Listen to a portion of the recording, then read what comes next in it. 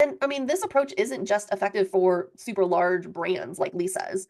We've implemented similar threshold alignment strategies with clients at various stages of business growth with consistently powerful results. So, for example, we worked with a medical industry consultant who was just trying to attract medical professionals into his high ticket year long program. So, by applying these same principles to his event strategy, he ended up generating over $1.1 million in new revenue in just 7 months from events and speaking engagements. Crazy, right? And the thing is, the key insights across all of these cases are the same. The decision threshold is not about persuasion techniques or sales tactics. It's all about aligning your event experience with how people naturally make transformational decisions. We're just aligning those things up.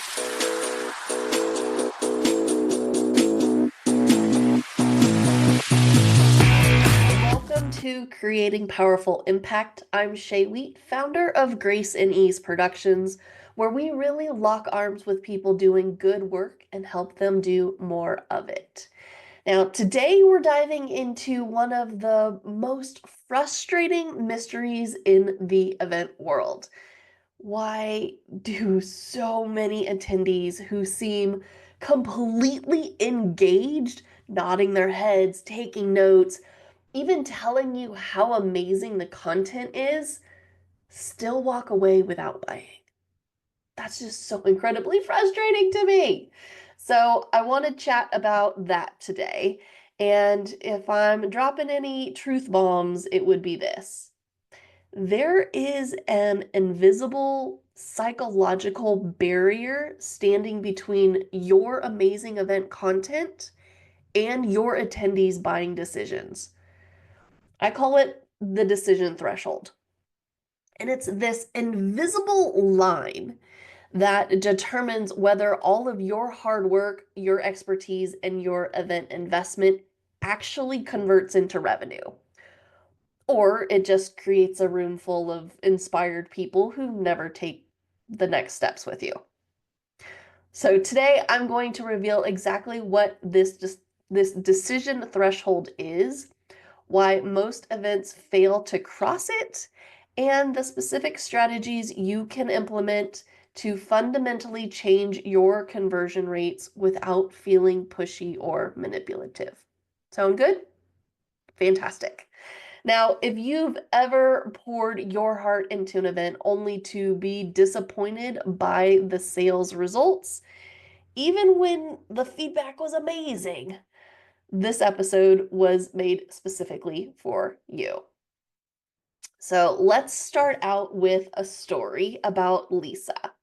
She is a globally recognized motivational speaker with multiple best-selling books and a devoted following of thousands. Now, when Lisa came to us, she was facing a puzzling situation.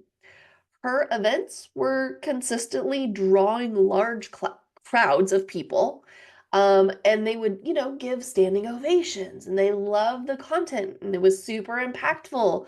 The delivery was flawless. The testimonials were glowing. So by all traditional measures, her events were successful. Yet when it came time to invite attendees into her high ticket program, the conversion rates were really frustratingly low. Despite the visible enthusiasm in the room, only a small percentage were actually taking the next steps. So, what makes this situation so confusing for experts like Lisa is that all the conventional event metrics, they all looked positive, right? You had the high attendance rates, you had the strong engagement during the event, the excellent feedback forms, and all of the enthusiastic social media posts from the attendees. So, what the heck is going wrong with this? Well, after working with hundreds of events across different industries, we've really identified what I call the three conversion illusions that trap even the most successful experts. The first one is the engagement illusion. This illusion is believing that high engagement automatically leads to high conversion. It doesn't.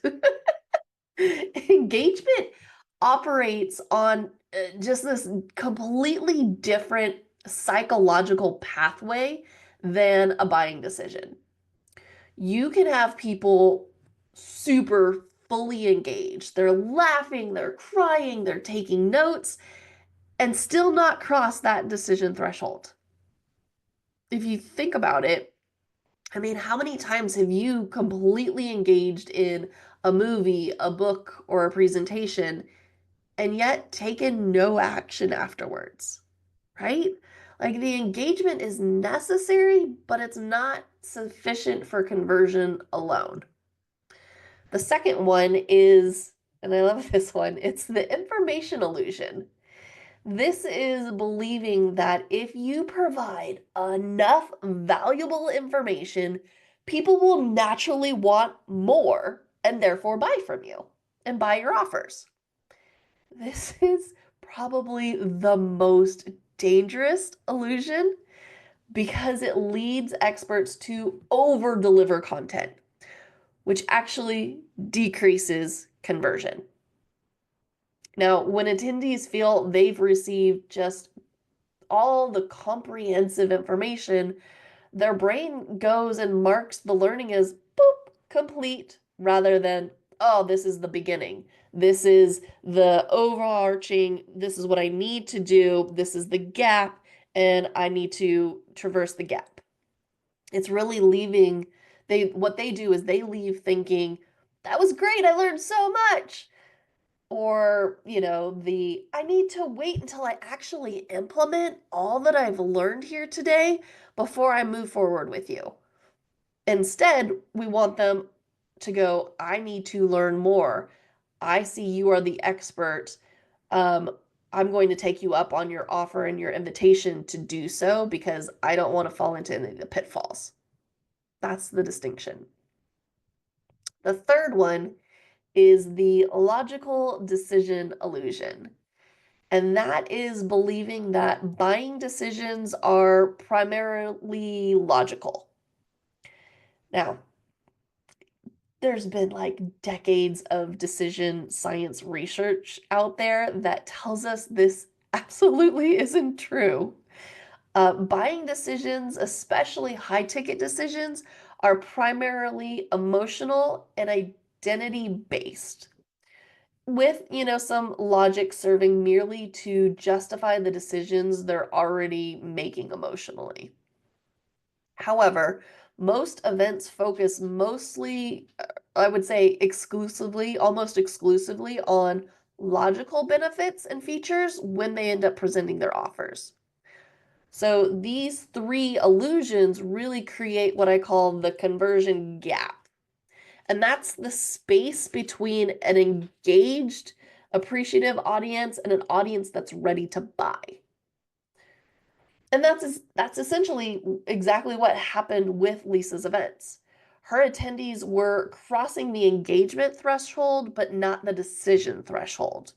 They were learning, they were being inspired, but they weren't being transformed in a way that led to buying decisions.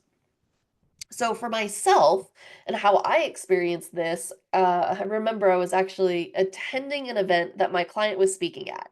And she's like, hey, will you come to this event? Will you watch my talk? Will you give me some feedback? All those details. And so since I was there, I was enjoying the entire event. And, by the time that they got to the offer presentation, there was this moment that I'm like, crap, I'm buying this thing. Right? Like they did everything that I teach and I support our clients with. I know it from this train the trainer perspective.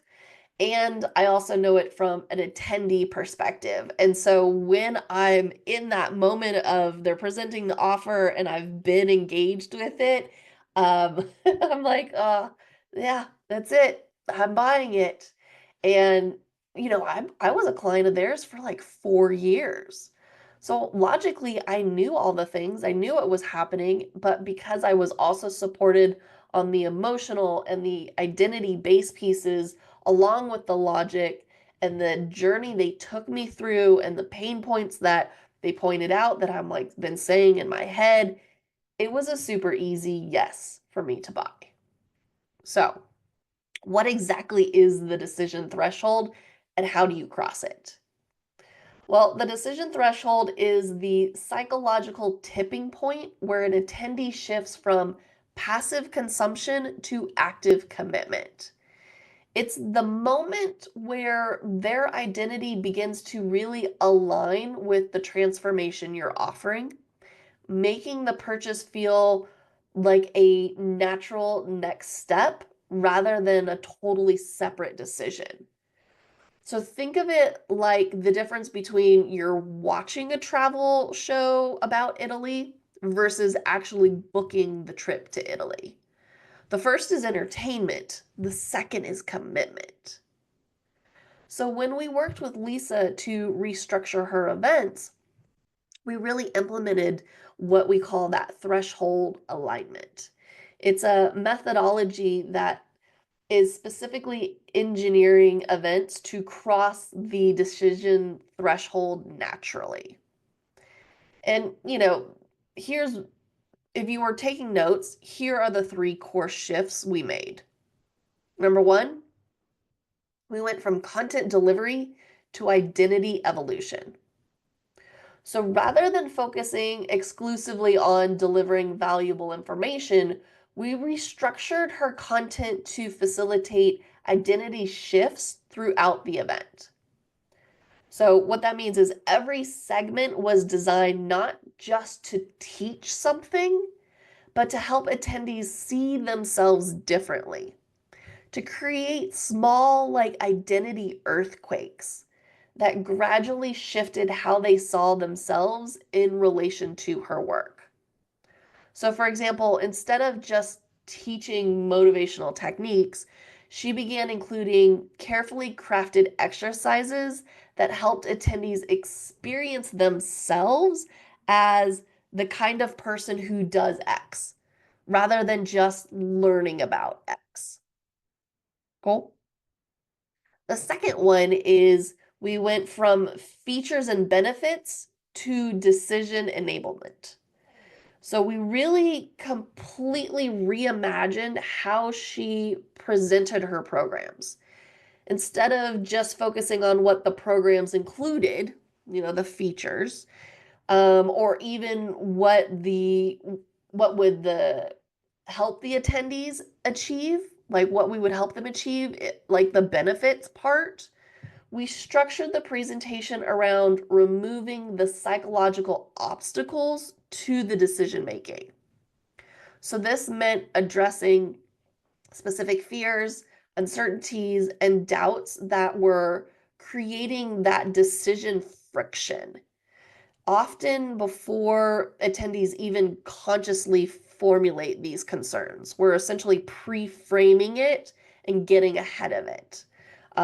We really created what we call this preemptive resolution moments throughout the event, not just during the offer. The third piece is we went from single offers to progressive commitment pathways. This is probably most important. We moved away from the traditional model of building up to one big offer at the end. And instead, we designed a series of micro commitments throughout the event that gradually moved attendees across that decision threshold. Now, these weren't like manipulative false starts, but more genuine opportunities to deepen engagement through action. And each one was really designed to make the next commitment feel like a natural progression rather than a brand new decision. And so we implemented all of these things, and the results were amazing. They were super remarkable. So at her next major event, the revenue increased by 104% from the last in-person event, meaning she more than doubled her revenue following this framework. And like the fascinating part to me is like we didn't change her expertise. We didn't change her offer. We didn't even change her core content. What changed was how the event experience aligned with the natural decision-making process of her attendees. And I mean, this approach isn't just effective for super large brands like Lisa's. We've implemented similar threshold alignment strategies with clients at various stages of business growth with consistently powerful results. So, for example, we worked with a medical industry consultant who was just trying to attract professionals into his high ticket year long program. So, by applying these same principles to his event strategy, he ended up generating over $1.1 million in new revenue in just 7 months from events and speaking engagements. Crazy, right? And the thing is, the key insights across all of these cases are the same. The decision threshold is not about persuasion techniques or sales tactics.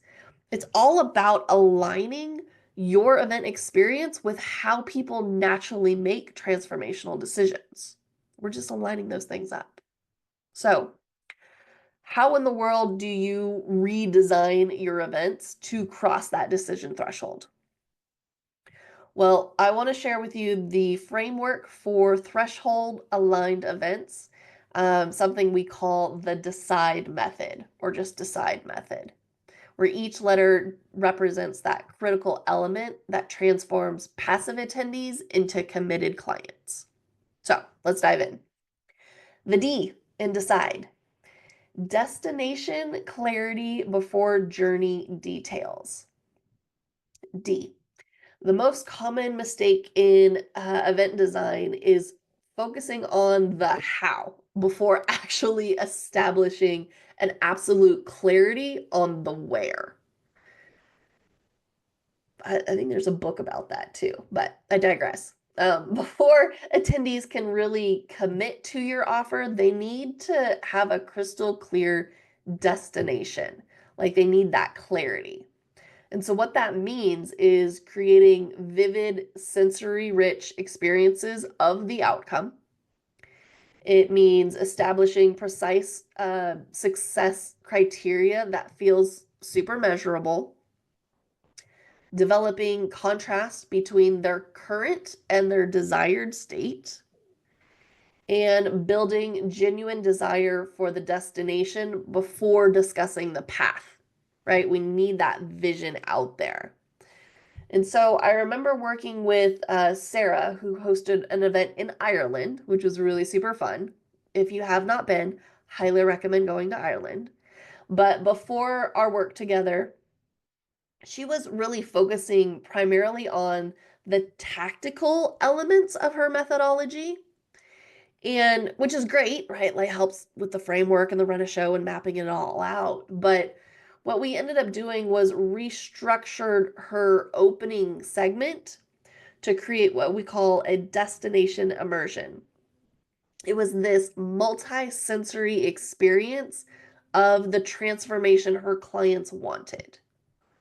And so this simple shift created such a powerful desire for the outcome that by the time she presented the how, which was her program, the attendees were already psychologically committed to the destination and they could see it and they were experiencing it. And they're like, that's exactly where I want to go.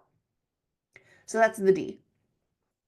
The E: emotional commitment before logical evaluation. So decision science has really conclusively shown that emotional commitment precedes logical evaluation in all significant decisions.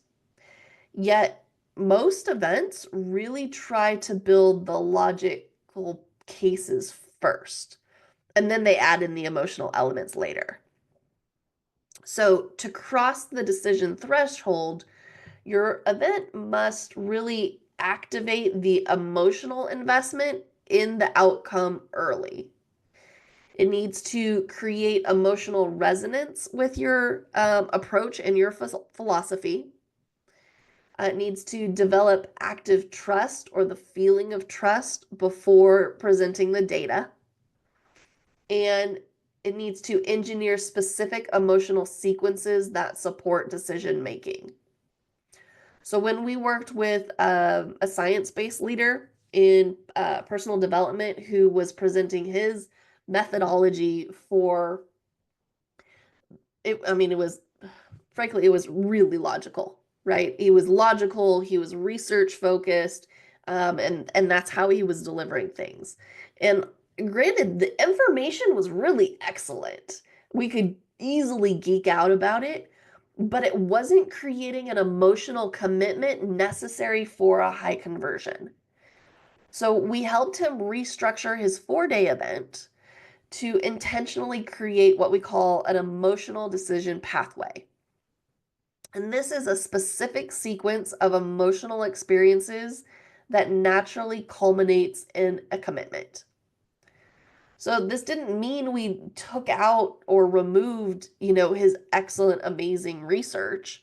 It means we just resequenced it to support the emotional commitment rather than trying to create commitment through information alone. And the results kind of speak for themselves. He ended up closing 45% of the room, which is nearly 3 times the industry average, which is crazy. And I love it. Now, the C, congruent experience across all touch points. Really, one of the most overlooked aspects of the decision threshold is experiential congruence, that consistent alignment between what you promise and how every element of your event feels. So, what this requires is really auditing every touch point from registration to follow up. It requires eliminating experiential friction points that create doubt, really ensuring that your visuals, your verbal, all your procedural things have consistency in them, and creating signature moments that embody your unique approach. So in this case, here's having that congruence. We ended up helping a medical consultant design a signature event that seamlessly combined medical and business information in the same space, really transforming how attendees viewed their practice, right? They went to medical school to learn medicine. They didn't go to medical school to learn business. And so we are taking how they learned in medical school and what they learned in medical school and then bringing that in congruence with business. And so when we did this, even when stuff happens, for instance, we had the venue really required us to have an emergency evacuation.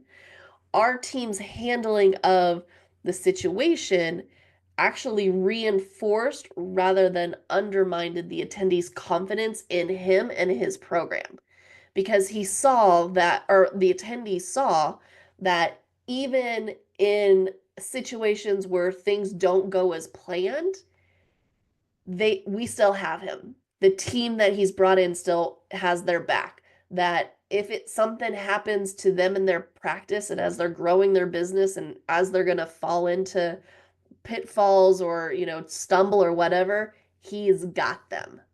So that emergency evacuation actually supported us in sales because they could see how you do one thing is how you do everything.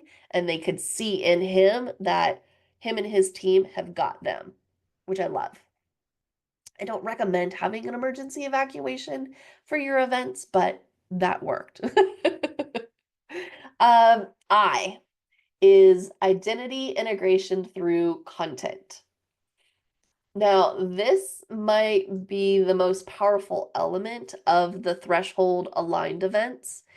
It's intentionally facilitating identity shifts that make purchasing feel like a natural extension of who attendees are becoming.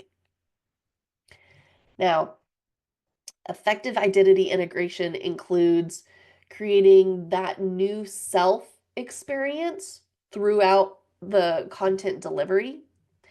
It's using language patterns that reinforce identity evolution. It's deciding the exercises that produce identity-based insights and developing community recognition of emerging identities. So at one of Lisa's events, we implemented what we called identity anchoring exercises between content segments. Now, these were like positioned as sales activities, but more as integration exercises. And so by the time she made her offer, the attendees had already experienced themselves as the kind of person who would benefit from her program. So you want to make sure you include the identity integration piece. The next D in decide is decision simplification at critical moments. So the psychology of choice is clear. Uh, Complexity kills conversions, right? Yet most events overwhelm attendees with multiple offers, complicated pricing structures, and way too many options. So to have a threshold aligned event, you need to focus on reducing the decision complexity at every stage. You need to remove unnecessary choices that create decision fatigue, create clear binary decision frameworks, and eliminate information that doesn't directly support decisions. So, for example, we helped a health and wellness coach really streamline her events by focusing on a singular, compelling offer to her attendees. She was wanting to make a couple of different offers and technically also to different avatar groups. And we nixed that. We said, no, it's focus on a singular, compelling offer to these attendees. And then additional offerings were transitioned into the post event engagements, which really enabled greater clarity and impact for her event, right? This is what we're offering, this is what it is about, this is your next best step. And so when we did that, her sales increased by 163%. And that was even to a smaller audience. And so, no, it wasn't just based on like a price increase, it was from better conversions, which I love. And then finally, the E, environmental optimization for decision support. The environment, the physical and social environment of your event dramatically impacts decision thresholds. It's crazy to think about, but it's absolutely true. I mean, you all have been in the situations where if AV's gone and crackling, like your attention goes over here, you can't focus on what's happening. Yes, the environment. So everything from the room layout to the lighting to the social dynamics can either facilitate or inhibit commitment. So, an effective environmental optimization should include strategic seating arrangements that support decision making. And we use certain types of seating for certain types of events based on how we're engaging the audience and what it is that we're doing. You also take a look at the lighting and the sound design that can either help or hurt. Uh, you want it to make sure that it's actually reducing the decision friction. But if you've got bad lighting and sound, like if you've got light that's shining into the audience's eyes or the strobing lights and things of that nature, it might look cool, but it's going to take people out of decision and it's going to create friction.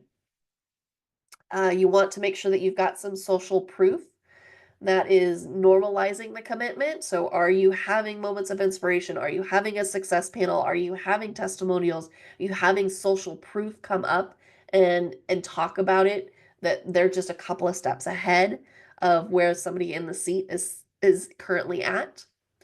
And then you want to also create decision friendly moments in the event flow. So when we were working with Matt, he's a client of ours that hosts high-end masterminds. We completely redesigned the physical environment for his renewal conversations. So rather than traditional front of the room offer presentation, we created what we call decision pods, physically distinct areas designed specifically for optimal decision psychology. And these pods included, carefully selecting seating arrangements, the lighting, the specific physical objects that served as decision anchors.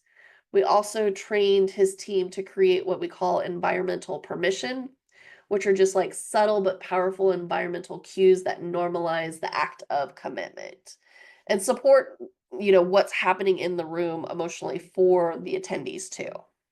And so the result was really a significant increase in conversion rates without changing his offer or even his verbal presentation.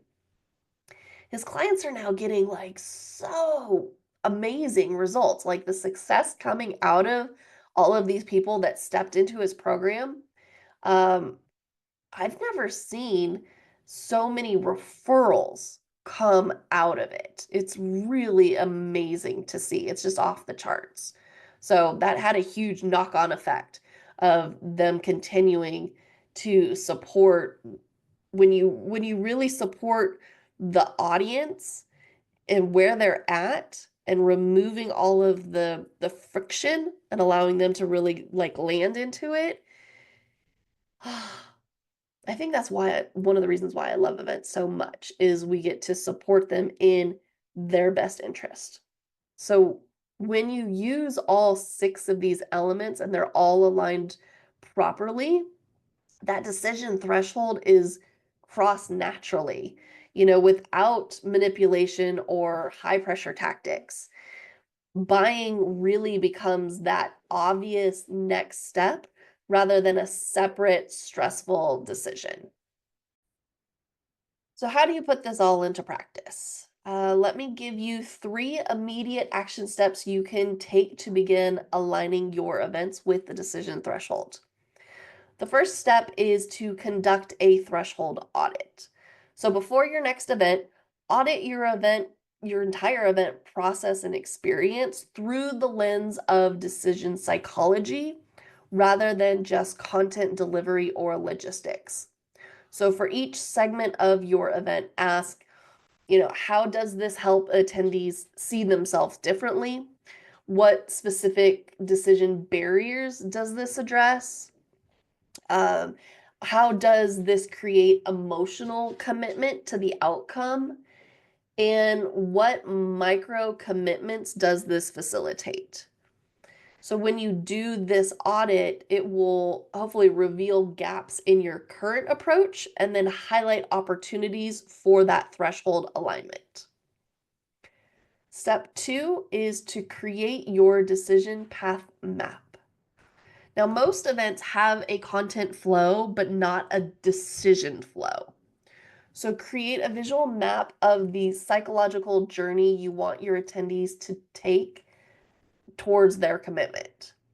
This map could include key identity shifts that you want to facilitate. It could include emotional states that support decision making, specific objections or fears to address at each stage, and the progressive commitments that lead to your offer. Now, this map becomes your strategic guide for the event design, offer. What it does is it often reveals that certain content needs to be repositioned, removed, or enhanced to support that decision journey. And then step 3 is simplify your offer structure. One of the fastest ways to improve conversion is to simplify what you're asking attendees to decide. Now, before your next event, you'll want to take a look at, can you reduce the number of offers or options by at least 50%? Can you create clear binary decision frameworks? So, do you want X or not? Rather than, which of these options do you prefer? You want to take a look at can you eliminate complicated pricing structure in favor of a straightforward investment option? And can you take a look at maybe focusing on a single core transformation versus multiple outcomes? So, this simplification alone can dramatically increase your conversion rates by reducing the cognitive load associated with your offer. And here's my bonus tip: stop thinking of your event as a delivery system for your content and start thinking of it as a transformational experience that naturally leads to buying decisions. This perspective shift from how do I deliver great content and then sell my offer to how do I create an experience where buying is the natural next step. That's really often the most powerful change you can make. So, I know we've covered a lot of ground today, and I want to acknowledge something important: that crossing that decision threshold isn't about manipulating attendees or using psychological tactics to pressure people into buying. It's really all about aligning your event experience with how people naturally make transformational decisions, removing the obstacles that prevent committed action, and frankly, creating an environment where those who would genuinely benefit from your offer can move forward without necessary friction. So, when your events are aligned with the decision threshold, three powerful things happen. Number one is conversion rates increase naturally because buying becomes an obvious next step rather than a separate stressful decision. Number two, the quality of clients improves because they're making decisions from a place of clarity and commitment rather than impulse or pressure, right? Because we're not wanting to pressure people into it. We want it to be the logical next best step. And if it's not, that's fantastic. We appreciate the very clear no. And number three is your delivery of content actually becomes more impactful because it's designed to facilitate transformation rather than just information transfer. This is really what I mean by creating powerful impact.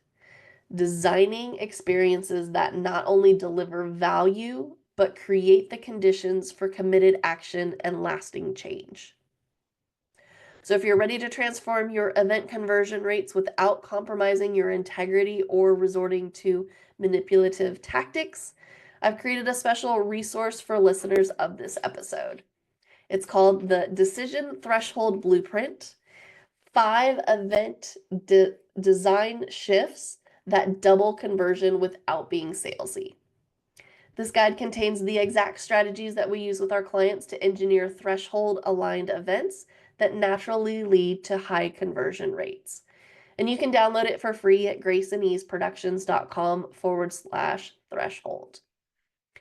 And if you're an established coach, consultant, or thought leader who's tried and who's tired of really that disconnect between event attendance and actual sales, I invite you to book a strategy call with our team. During this 45-minute call, we will analyze your current event strategy, identify your specific conversion blind spots, and determine if our team at Grace and Ease Productions can help you design and execute events that consistently cross the decision threshold. These strategy calls are limited, and we only accept clients that we are confident we can help, or if we're not confident you are ready for an event, we will share with you what the next best steps are to get you there. And you can apply at eventsarepowerful.com. Remember this: the gap between audience appreciation and audience action isn't about your content quality or even your offer value. It's about whether your event experience aligns with how people actually make decisions. Bridge that gap and watch your conversion rates transform. I'm Shay Wheat, and this has been Creating Powerful Impact. If this episode resonated with you, please share it with a fellow event host who might be struggling with conversions. Click the subscribe button, and I will see you next time. Thank you so much for listening to the Creating Powerful Impact podcast. If you are a successful coach, speaker, author, or thought leader who would like to be on this program, simply visit creatingpowerfulimpact.com/guest. If you are someone who got something out of this interview, would you please do me a favor and share this episode on social media? Just do a quick screenshot with your phone and text it to a friend or post it on your socials. Also, if you know somebody that would be a great guest, tag them on social media to let them know about the show and include the hashtag Creating Powerful Impact. I love seeing all of your posts and great guest selections. We are regularly putting out new episodes and content. To make sure you don't miss any episodes, go ahead and subscribe. Your thumbs up, ratings, and reviews go a long way to help promote the show, and they really mean a lot to me and my team. Want to know more about us? Head on over to our website, graceandeaseproductions.com, or follow me on LinkedIn, Facebook, or Instagram. Just look for Grace and Ease Productions on your favorite platform. Thanks for listening. We'll see you next time.